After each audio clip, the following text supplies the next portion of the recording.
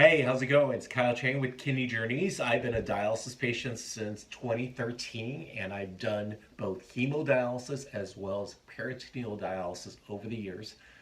One of the things I want to talk to you about today is how to travel on dialysis. So, if you are doing in-center hemodialysis, part of the travel requirements is that you work with your social worker ahead of time to plan out your trips and request a seat at a dialysis center near the areas where you're traveling or vacationing to. So if I wanted to go down to Florida, I would let my social worker know. With DaVita, they actually have a network that handles travel specifically for patients. They will connect with local area dialysis centers, usually the same DaVita centers in your destination. They will request a seat, and your social worker will help transfer necessary medical records to that center before your trip. So hopefully, if they have a seat available, they will go ahead and give you the seat time, the slot, the confirmation ahead of your trip. Sometimes different locations, the centers may not have a seat readily available. So you may not get that confirmation until the very last minute before your trip, even if you requested it months ahead of time. In center dialysis, it's still possible to travel. There are also folks that took short cruises and they would do their dialysis treatments at the port, for example, near Port of Miami or Fort Lauderdale or in Seattle. They would arrange seat times before and after their cruise, and then they will take a shorter cruise, maybe 3 or 4 days, so that it coincides with the amount of time that they're doing dialysis right before and after. There are also cruises. There's a company called Dialysis at Sea. It tends to be a little bit more expensive, but everybody that's gone it has had a great experience. Dialysis at Sea, they put together special cruise sailings, and usually there's no discount on these sailings.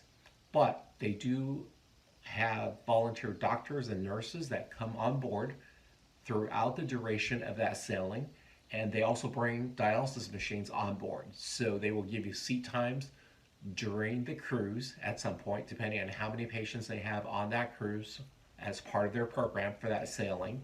You can do dialysis while you're cruising or while the cruise is at certain ports of call.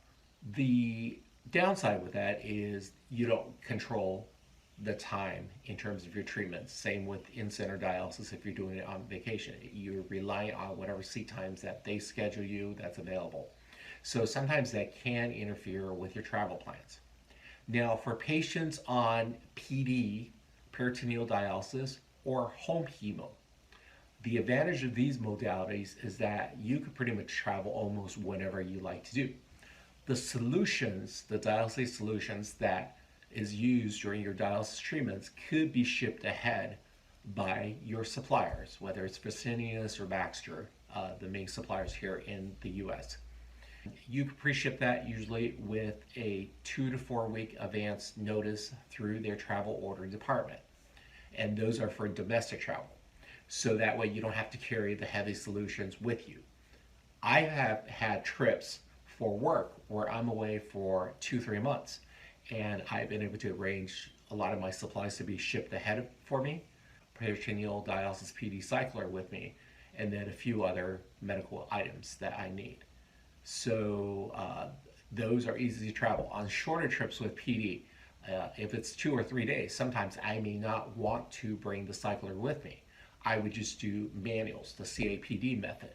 Those bags are a little bit smaller and lighter, and I could just pack it in my car and I could go away.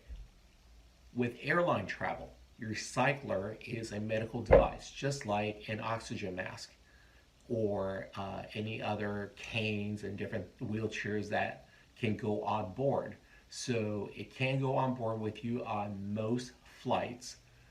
Now, some of the smaller regional planes may not have the larger over space bend to fit your cycler. So in those cases, we recommend gate checking. However, you can travel with your cycler, you can travel with your medical supplies and medication. TSA has a process for that, so you could take a look at the TSA guides online and I will put a link on it in the description below as well that you can take a look at, as well as the link for the Department of Transportation guidance on travel with dialysis cyclers. So home hemo, it works similar, except the machine's a little bit bigger than the PD machine. The PD machine typically runs about 30 to 35 pounds with the travel case. The home dialysis machine, next stage one, is 75 pounds without the case, and then with the hard metal case, it is about 100 pounds. And those cyclers typically are checked luggage. And if you have medical supplies or medical equipment that is checked luggage, typically the fees are waived, especially on US domestic flights. On foreign flights and certain foreign airlines and destinations, you will need to double check with the airline just to make sure what the regulations are, because there are certain countries like Japan that have high medical regulations where you cannot bring in medical supplies and equipment from outside of the country without a lot of paperwork and things ahead of time. So it's a little bit harder to travel to certain foreign destinations. And certain foreign airlines don't necessarily have to follow the same DOT rules depending on what route and what airports they're flying in and out of. That also applies to certain places in Mexico if you're traveling there. Most of the tourist spots are usually pretty good if you're traveling on PD and home hemo. But again, double check with your supplier's travel department ahead of time. Work with your social worker. A lot of times when you travel, they need to help you set up an away clinic, even for PD and home hemodialysis, just in case you forgot certain supplies or some emergency comes up that medical records and different things are associated. So my social worker, when I was traveling in other states for work and being there for 2-3 months, they set up the labs. For my routine monthly labs, they set up an emergency clinic in case something comes up so that I could go ahead and do that without traveling back to my home hospital and clinic for the months that I was away working. So your social worker is invaluable in this respect. So yeah, definitely check into these things. Don't let dialysis modalities of any type stop you from traveling if that's your wish, as long as you have the energy to do so, the wishes to do so. Go to the different places that you wish to visit. Spend some time, even for a short period, if your resources allow it. One of my dreams is to have 1 or 2 years at Walt Disney World with multiple trips back and forth and having the annual pass. So I am planning and sort of working that out in the process to see how I can do that, maybe possibly in the next couple years.